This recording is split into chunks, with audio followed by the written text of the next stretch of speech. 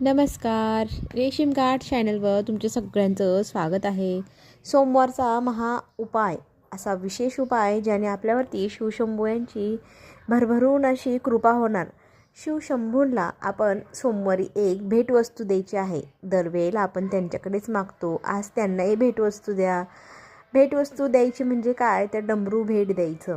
शिवशंभूच्या शिवलिंगावरती डमरू ठेवायचं आणि 3 टाळ्या वाजवाव्या आणि नंतर 108 वेळा ओम नमः शिवाय असा मंत्र म्हणा.